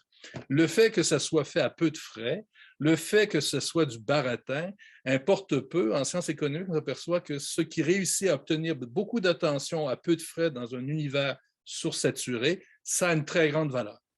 C'est un principe de valorisation. Donc, peut-être du côté de l'économie d'attention, il y aurait peut-être moyen d'aller jeter un regard sur ce principe de détournement d'attention pour essayer de mieux comprendre la mécanique, surtout que, je termine là-dessus, en économie, ils utilisent beaucoup aussi les sciences cognitives pour comprendre ce phénomène-là. Vous parlez des nudges, là, c'est les sciences cognitives aussi. Alors peut-être juste avant ta réponse, Frédéric, à l'appui de ce que Christian vient de dire, il y a ce bouquin qui est très intéressant qui s'appelle Predictably Irrational, qui est fait autour justement des notions de sciences économiques pour montrer comment se passe la prise de décision et comment justement on est irrationnel constamment dans nos prises de décision. Et je pense que ça complète un peu ce que tu viens de dire, Christian. Donc cet aspect très irrationnel dans l'espace actuel qui se retrouve justement et qui est regardé par les sciences économiques. Donc ce bouquin assez intéressant qui est fondé sur la question des sciences économiques, justement, sur la manière dont les sciences économiques vont regarder, poser un regard sur ces décisions irrationnelles qu'on prend constamment et qui sont de l'ordre finalement du phénomène, des phénomènes qu'on constate dans l'espace public aussi. Alors, Frédéric, je te donne la parole et puis ensuite, il y a Samuel et puis Jean-Marc qui aimerait aussi commenter. Oui, sur la question de l'économie de l'attention, effectivement, je suis passé sur différents ouvrages et effectivement, il faudrait que je m'y plonge un petit peu. Là, du coup, en y réfléchissant, ce sur quoi aussi on pourrait trouver un écho et qui pourrait compléter ces approches, ça a été théorisé par un magicien, Tony Slidini, qui parlait, lui, de la création de temps forts et de temps faibles.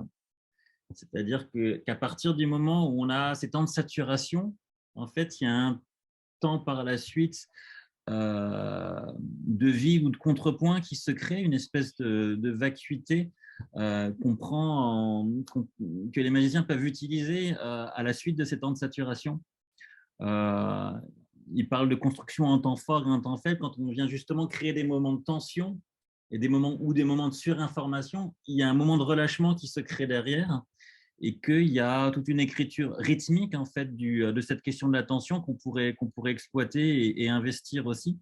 Cette création de temps fort et de temps faible, où quand ce magicien crée un temps fort, puisqu'il y a ce risque de chute, il crée juste après un espèce de temps faible où les spectateurs se relâchent, on a cette catharsis, on applaudit, et on pourrait penser aussi ces temps de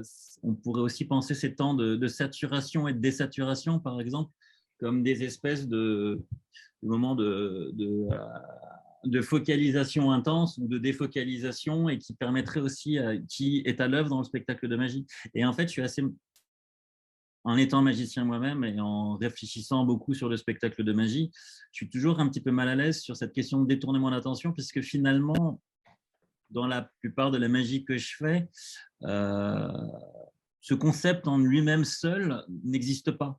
On est obligé de le raccrocher à quelque chose et que on n'a plus cette question de temps fort ou de temps faible où il y a un temps fort ici, un espace fort qui est d'un côté et de fait un espèce de creux qui se crée.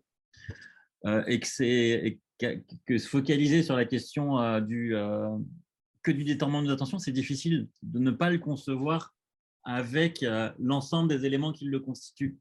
Mais effectivement, la saturation fait partie de ces espèces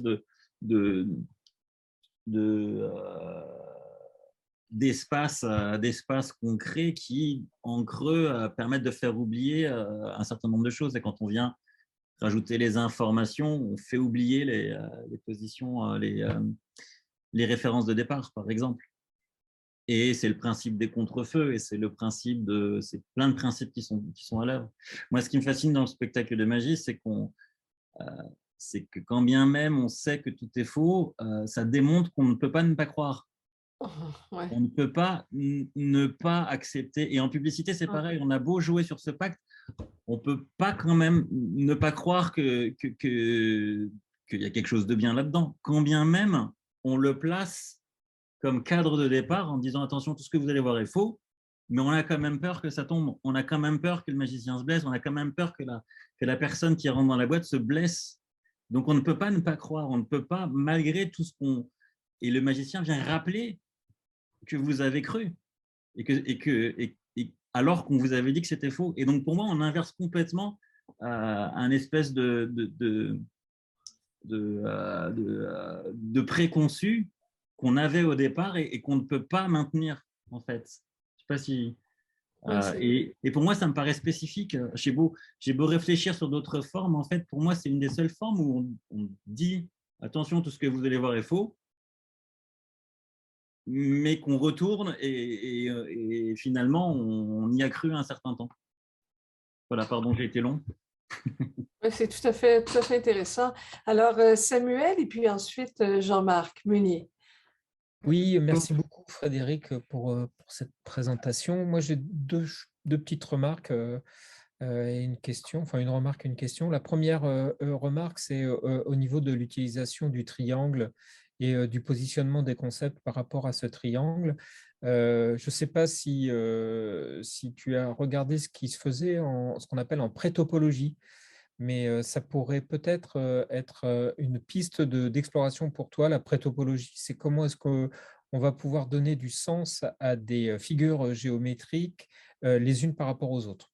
Donc voilà, moi ça m'a fait penser à ça parce que c'est des recherches, notamment au niveau des cartographies sémantiques, qui me semblent intéressantes. Voilà, donc ça c'est une petite remarque comme ça à part. Après, une question plus autour de ces questions de virtuosité, de vitesse et sur peut-être le rapport qu'on pourrait faire avec ce que Deleuze appelait les vitesses de la pensée. Et je me demande s'il n'y a pas un rapport inverse entre la virtuosité, on va dire, charnelle du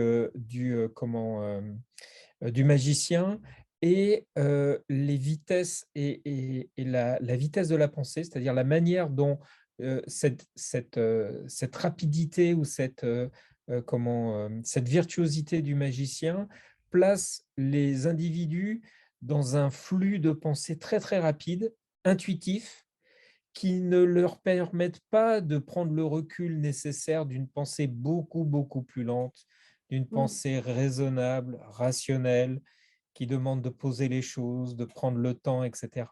Et donc, il me semble qu'il y a peut-être quelque chose à creuser là-dessus, et notamment dans le rapport avec Trump ou la façon dont ces personnes utilisent aussi les médias. Pareil, dans une mise en condition où les vitesses de la pensée sont là aussi, alors non plus uniquement intuitives, mais émotionnelles. C'est-à-dire qu'ils ne nous laissent pas le temps de réfléchir, de raisonner, mais au contraire, ils s'adressent à nos émotions de manière à ce que, ah oui, effectivement, ah oui, sur le coup, il a raison. Ils nous mettent dans une situation où la vitesse de notre pensée est de l'ordre de l'éclair et non plus du tout de la séquentialité raisonnable. Donc voilà, c'est juste une remarque, plus ou moins question, mais plutôt remarque.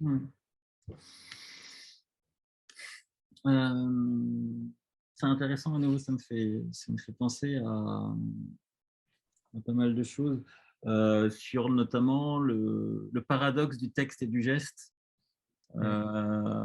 Comment on vient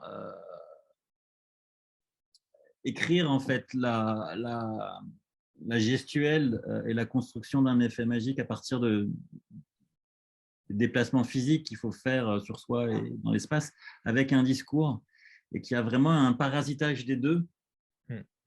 C'est un parasitage ou une co-construction des deux. C'est Folletto, un magicien qui était employé par Méliès, qui parlait de la magie comme la reine des arts, puisqu'il fallait à la fois tisser une chorégraphie sur scène et un discours, et que c'était par l'interaction des deux en fait que les phénomènes se créent. On retrouve un petit peu cette idée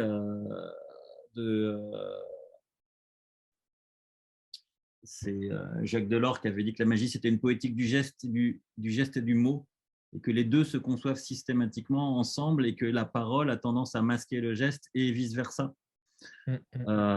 Et que c'est puisqu'on concentre l'attention que le geste. Et sur la question du flux, sur cette question de la vitesse de la pensée et de la vitesse du geste, on a effectivement aussi c'est pour ça que tout se raccroche. Une manière, par exemple, d'induire des réactions chez les spectateurs, puisqu'on va conditionner cette parole, puisqu'on va demander tout de suite une réponse qui fait qu'on utilise cette réflexion courte, cette espèce de pression temporelle qui fait que le spectateur se sent obligé de répondre quelque chose rapidement et donc va chercher quelque chose rapidement. On joue justement sur ces temps qu'on laisse. Un magicien disait qu'une des choses les plus difficiles pour lui, c'est de trouver les temps, et les temps de silence. C'est-à-dire à quel point on laisse résonner un effet ou à quel point on enchaîne directement, puisque ça coupe la réflexion. Et que ces espèces de temps courts ou de temps longs ne génèrent pas forcément les mêmes réactions.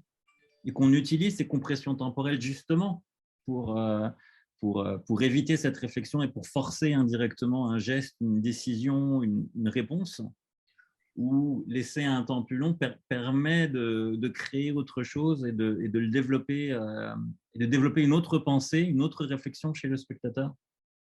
Il y a un magicien, Jacques Delors, qui était un magicien parisien qui travaillait beaucoup dans les cabarets rive gauche. Lui commençait par écrire son texte et commençait à penser les temps de pause et les temps d'abord liés à son texte qu'il voulait laisser résonner, pour dans un second temps penser l'écriture gestuelle et les mouvements de cordes qu'il faisait. Il était connu pour faire des numéros de cordes. Et c'est intéressant puisque c'est une construction qui est souvent inverse chez les magiciens, où on a d'abord une procédure technique, où on apprend la technique et après on se pose la question de ce qu'on va rajouter dedans. En tout cas, c'est ce que ça me fait penser, cette idée de pensée longue ou de pensée courte.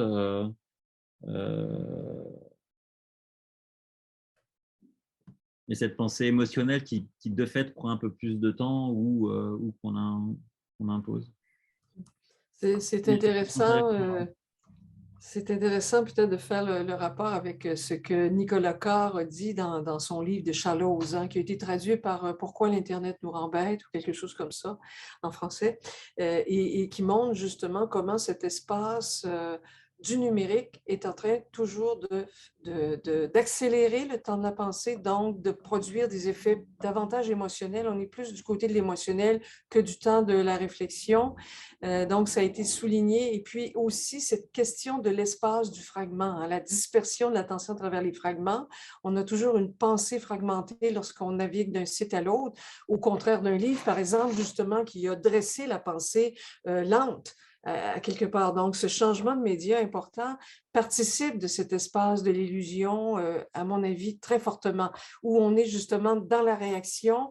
Je pense aussi encore, pour retourner à Trump, comment les plus grosses nouvelles, les choses qui nous semblaient passaient dans le fil, dans le flux de l'information, et 3 jours plus tard, on aurait pu raisonner pendant des semaines, voire des mois sur certaines affirmations, et là, 3 jours plus tard, c'était remplacé par autre chose, constamment. Donc, il y avait toujours une rupture du temps de réflexion, du temps de la pensée, non seulement à cause des énormités que disait Trump, mais également à cause de la façon dont c'était réverbéré dans l'espace public, dans l'espace communicationnel. La médiation faisait en sorte que la nouvelle la plus grosse passait dans le fil en 2 jours, en une journée, remplacée par une autre, et tout aussi énorme parfois ou moins. Donc, il y avait toute cette question du temps de la pensée, de la réaction, qui fait que sitôt affirmé, c'était oublié de façon constante. Alors, ce phénomène qui a amené, à mon avis, aux abus qu'on connaît dans l'espace américain, en tout cas. Alors, donc, il y a Jean-Marc Meunier, donc, qui voulait intervenir également. Oui, merci.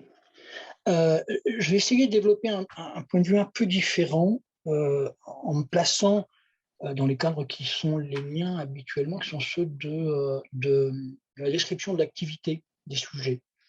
Je reviens en fait, quand je dis ça, je reviens sur la proposition selon laquelle on ne peut pas ne pas croire. En fait, il y a dans le contrat de communication une attente d'étonnement. Enfin, si on va voir un magicien, on s'attend à être étonné. On n'a surtout pas envie de croire. On veut de l'incrédible. hein, et effectivement de l'incroyable. Et donc, c'est pour ça qu'on y va. Du coup, la question de l'évaluation de ce qui se passe est secondaire, me semble-t-il, dans l'activité elle-même. Ce qui n'est pas tout à fait la même chose lorsqu'on est face à des fake news. Et encore, ça dépend en fait de la façon dont on a à les percevoir et de ce qu'on va avoir à en faire, me semble-t-il.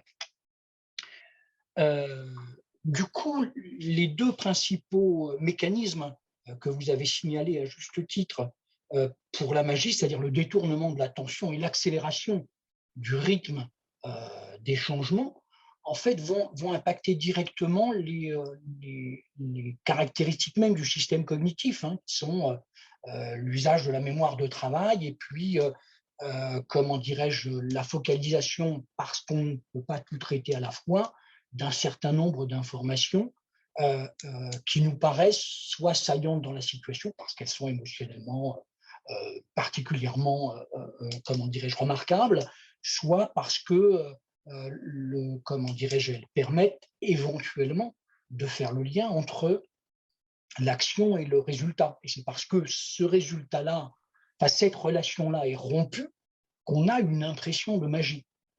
C'est parce que précisément, on ne retrouve pas le lien attendu qu'on a cette impression de magie. Et c'est ce qu'on attend en fait dans ces situations-là. Dans les fake news, c'est un petit peu différent. D'abord, l'évaluation des fake news n'est pas toujours un sujet.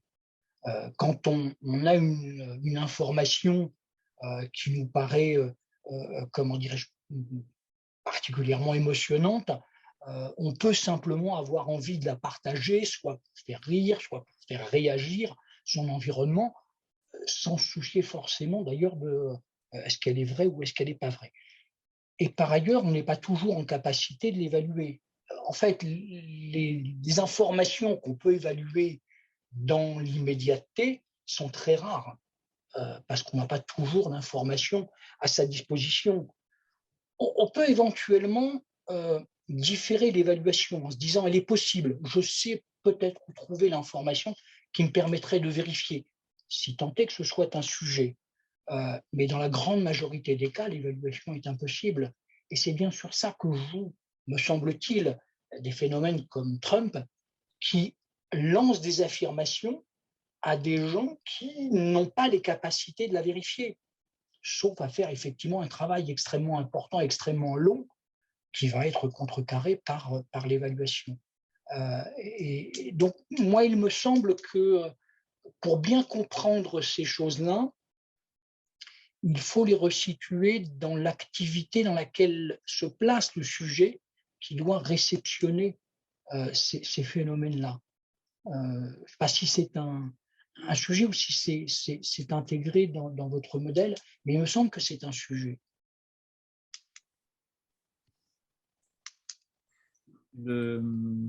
Merci, c'est très intéressant à nouveau et je me place moins effectivement dans la réflexion des fake news que d'essayer de comprendre la spécificité du spectacle de magie. Et, en soi, je suis d'accord de l'évaluation que ce qui se passe sur scène est secondaire, parce qu'on vient effectivement être impressionné. Mais ce qui est fascinant aussi, c'est qu'il y a aussi cette espèce de regard qui ne peut pas d'essayer d'expliquer ce qu'on a passé, ce qui vient de se passer. Qu'on a dans l'analyse de ce qui, après coup, de ce qu'on a perçu sur scène, ce regard qui cherche à comprendre. Oui. Pour moi, hein. Sinon, on aurait, c'est ce que j'appelle le pacte. Alors, toujours. Le pacte fictionnel ici, où du coup, on est dans un second temps. Et dans ce qu'on décrit, on décrit ce geste extrêmement rapide que le magicien aurait pu faire. Et finalement, on retrouve cette espèce de polarisation en supposant qu'il y a des installations ou une virtuosité ou cette question d'une mise en scène qui tiendrait. On retrouve ça dans les commentaires qu'il y a sur ces effets sur ces spectacles de magie. Oui. Oui, mais ceux qui démontent le tour sont vécus comme des casse-pieds. Oui, ils sont vécus comme des casse-pieds, mais en même temps, si d'emblée… Parce qu'ils rompent le contrat de communication, me semble-t-il. Ben, je sais pas, un de mes présupposés, c'est que le spectacle magie est fait justement pour être cassé dans ces cadres et qu'on sait que tout est faux. Et donc, on essaye de chercher, contrairement au théâtre peut-être, où on ne se pose pas la question de comment on a fait tout d'un coup un effet nuit ou comment le jongleur s'est mis à jongler. C'est juste que c'est un travail virtuose et on s'arrête là. Chez le magicien, on sait que c'est virtuose, mais on se demande quand même. Pour moi, il y a cette espèce de petit... ce que je trouve fascinant dans ce que vous dites sur les fake news, c'est que quelque part, à défaut de savoir comment évaluer une news quand elle nous arrive, en tout cas, c'est de mon côté, je ne peux pas, moi, m'empêcher de me référer au cadre d'émission de cette fake news. Absolument. Et que finalement, c'est bien ce cadre de lecture générale qui induit ma réception et que quand je reçois une news, je ne peux pas moi aussi avoir le réflexe de me remonter sur le cadre émetteur au départ et savoir si ça vient du Monde ou si ça vient du réseau de Trump. Et avec on délègue mon évaluation du cadre, je juge ce contenu, mais je ne peux pas ne pas me référer finalement au cadre extérieur. Oui, mais ça conduit en fait à déléguer l'évaluation à d'autres. Oui. Soit la figure politique, si tant est qu'on veut lui faire confiance, soit l'environnement social, soit le média qui porte le fake news. Mais on voit bien effectivement que là, c'est davantage la construction d'une confiance qui va permettre effectivement de porter un jugement, mais qui est un jugement délégué. Je vais à nouveau reglisser vers des techniques magiques, mais en magie, on a un principe qu'on appelle la double réalité, qui fait que quand on annonce une phrase, selon le type de spectateur, la phrase est conçue de manière différente. Et ça rejoint quelque part en moi cette question des fake news, où finalement, selon notre propre position, une même information peut être perçue de manière différente selon la place dont on est, et ça crée ces espèces de phénomènes de spirale. Oui, comme dans les phénomènes d'illusion d'optique qui permettent de voir des doubles figures selon le point de vue qu'on est en train de prendre. Oui, exactement. Bien sûr. Oui, probablement.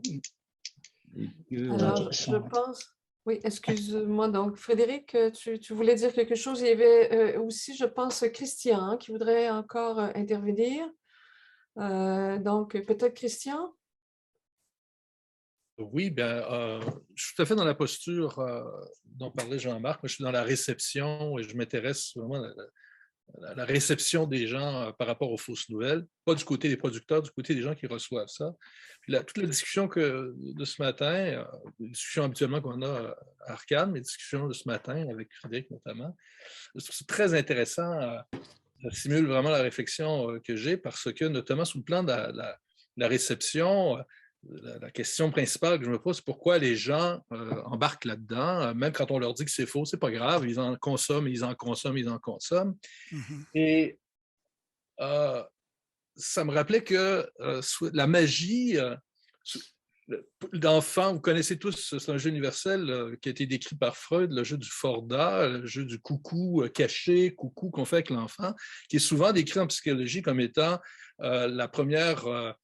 premier acte de magie auquel l'enfant est confronté. Il découvre par ce jeu-là la différence qu'il y a entre le réel et l'imaginaire. Il découvre finalement qu'il existe quelque chose qu'on pourrait appeler le réel et l'imaginaire. Ce jeu est souvent décrit en psychologie de l'enfance comme étant un jeu qui va stimuler la réflexion des gens, l'imaginaire des gens, et d'une part, ensuite de ça, je vous écoute parler, puis je me rends compte que c'est un jeu effectivement magique parce qu'on joue, il y a un jeu avec les mains qui attire l'attention, et c'est un jeu aussi qui crée ce que vous avez décrit tout à l'heure, la surinformation et relâchement, c'est-à-dire que quand l'enfant ne voit plus le visage, ça crée une tension, parce que pour lui, c'est que la personne a disparu. Vous enlevez ça, relâchement, et qu'est-ce qu'il fait? L'enfant, il rit. Alors, le rire en psychologie est souvent décrit exactement comme ça. C'est le relâchement d'une tension qu'on a créée. Là. Et donc, et je termine là-dessus. Donc, ce que je vois, c'est que la réflexion que ça me fait, c'est que je remarque que les gens notamment les conspirationnistes, etc., qui croient supposément à toutes ces choses-là, traitent ça souvent sous le mode du rire. D'abord, ils ne passent pas à l'action. Ce sont très rares ceux qui attaquent le Capitole. Souvent, vous allez les écouter parler, ils mettent beaucoup de rire, de dérision là-dedans. Le rire semble avoir une grande importance. Peut-être qu'il y a un lien avec cette tension qu'on crée. Il y a quelque chose de ludique, j'ai l'impression, dans la réception de la désinformation et la consommation de la désinformation. Votre communication ce matin m'amène à réfléchir davantage à ça. Je vous en remercie. Et c'est une de mes analyses du dévoilement des phénomènes spirites, en fait. En 1862, il y a les frères Davenport qui arrivent en Europe avec un spectacle de spiritisme, et les magiciens cherchent à dénoncer ces phénomènes-là. Et il y a 3 approches qui sont faites, 2 qui se révèlent infructueuses et une 3e qui va bien fonctionner. D'abord, la première, c'est de refaire les mêmes phénomènes en disant qu'on les faisait sans trucage, et les gens disaient que les magiciens étaient peut-être spirites eux aussi, et le fait de ne pas expliquer, de refaire à l'identique ne fonctionnait pas. La 2e solution, c'était d'expliquer les trucages. Et forcément, comme les Davenport n'expliquaient pas les trucages, on pensait que c'était du registre du faux, et puis ça bloquait l'éthique des magiciens. Donc la 3e veine, ça a été celle des pièces magiques, de les tourner en dérision. Donc, on refaisait les mêmes phénomènes, mais dans une pièce où on les ridiculisait, où on exploitait des situations parallèles. Et ça, c'est énormément de succès. Et on retrouve peut-être aussi cette espèce on associe peut-être les pôles. On fait de la pédagogie en étant du côté de la dérision et en tournant en ridicule, finalement, ces phénomènes. Et on retrouve peut-être cette idée du rire et de la manière d'associer la désinformation et le rire en tournant en ridicule. Et c'est vrai qu'effectivement, une des réactions qu'on a, qui a un effet magique, c'est effectivement le rire. Le rire qui est comme un espèce de relâchement où on n'a pas un effet comique, mais on a cette idée de mécanique plaquée sur de réel. Pour moi, je reviens souvent à Bergson là-dessus.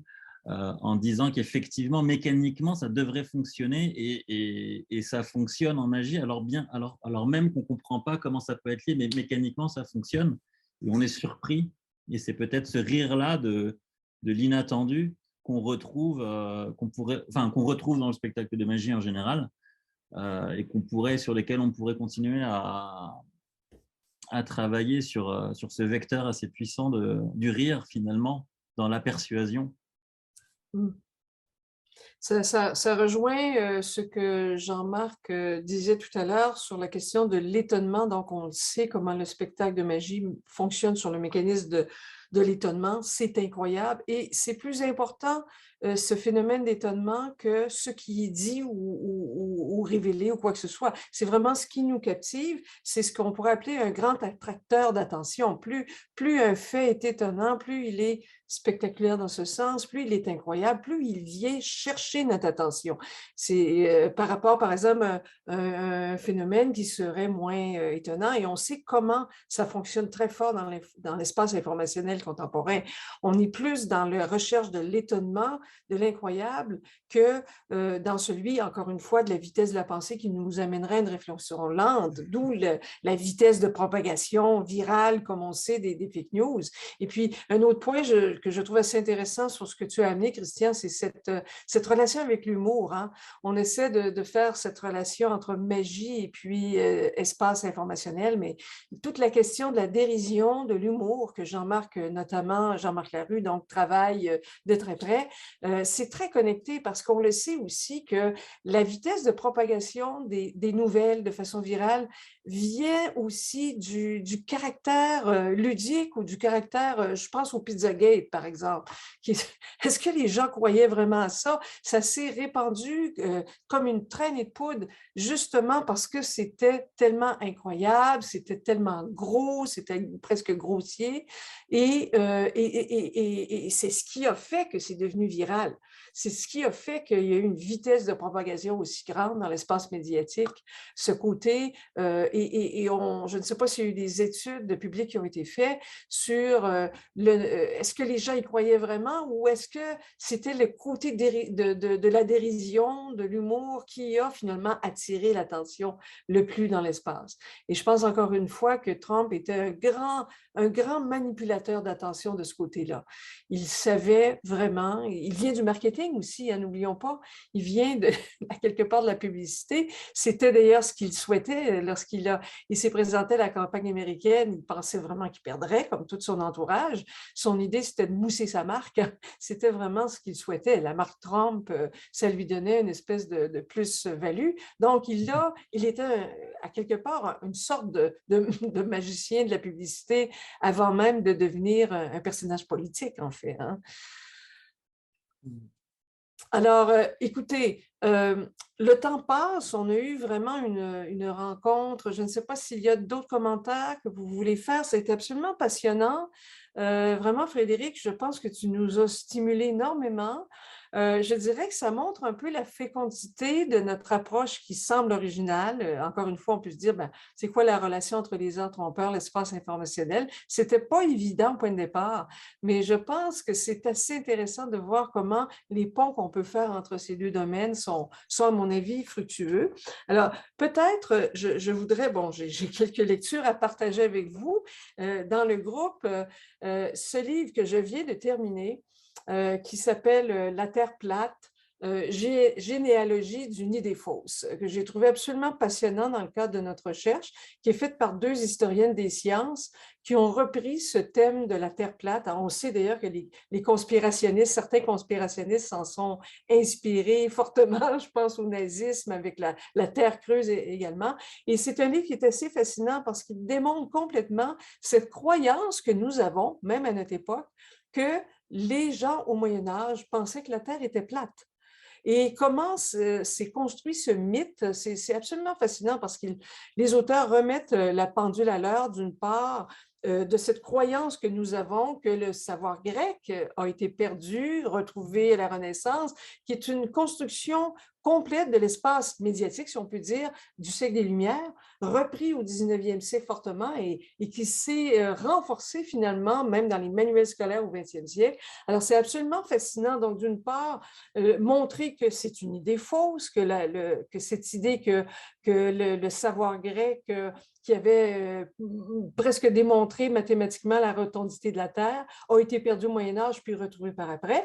Donc, les auteurs montrent le côté faux de cette idée qui a circulé pendant finalement des centaines d'années, et puis d'autre part de voir comment la construction de ce mythe s'est faite, et notamment à travers Voltaire, hein, non, pas le dernier venu, des figures comme Voltaire au siècle des Lumières qui ont contribué à créer un mythe. Et donc, il y a eu la vie dure, évidemment, puisque même maintenant, au 21e siècle, on poserait cette question à bien des écoliers, on leur demanderait « Est-ce que vous pensez que la Terre était plate au Moyen Âge ?» Et la plupart répondraient oui. Alors, donc, j'amène ce livre parce que je l'ai trouvé absolument passionnant dans le cadre de nos recherches, donc La Terre plate. Un deuxième aussi que je voulais vous partager, donc toujours à travers notre groupe de recherche, un livre qui a pour nom « Stratagème, duperie, tromperie, intoxication pendant la Seconde Guerre mondiale ». Et un livre aussi que je trouve assez fascinant après la communication de Pascal Froissart la semaine dernière. Donc, il faisait toute cette relation entre les techniques de persuasion qu'il y a eu lieu au moment de cette arrivée du média de la radio, finalement, dans l'espace évidemment de la guerre mondiale, et comment toutes ces techniques étaient finalement développées autour de la question justement de la persuasion à l'intérieur de la guerre mondiale. Donc, c'est un livre que je voulais partager avec vous qui est absolument intéressant pour nos recherches. Alors, est-ce que vous avez donc des commentaires? Est-ce qu'il y a d'autres remarques que vous aimeriez faire? Alors, donc je ne vois pas de main se lever. Écoutez, c'était absolument passionnant encore une fois. Je tiens à remercier beaucoup également Christian et puis Jean-Marc, Christian Desilets, Jean-Marc Meunier, donc qui se joignent à nous finalement de façon régulière en amenant tout un regard qui est absolument intéressant pour notre groupe. Donc, j'aimerais vous remercier beaucoup de votre présence également. Et ce serait, je dirais, Christian, que ce serait intéressant qu'on puisse t'inviter lors d'une prochaine mouture du séminaire pour venir nous faire part de toutes tes réflexions sur le domaine de la publicité particulièrement et surtout le projet sur l'infodémie qui se passe à l'Université de Laval également autour de la désinformation. Donc, peut-être à suivre et à venir lors de notre prochaine mouture du séminaire. Alors voilà, donc nous aurons notre dernière séance la semaine prochaine où j'interviendrai avec Fabien Richer. Donc, on va travailler à ce moment-là toute la question de l'imaginaire de l'automate qui nous connecte évidemment à la question de la magie, cinéma et qui nous amène dans le territoire du cinéma et des jeux vidéo. Alors, pour notre dernière présentation la semaine prochaine. Donc, j'aimerais remercier tout le monde et puis en vous invitant donc pour notre dernière séance la semaine prochaine, en espérant vous revoir tous. Et voilà, donc merci beaucoup et à la prochaine.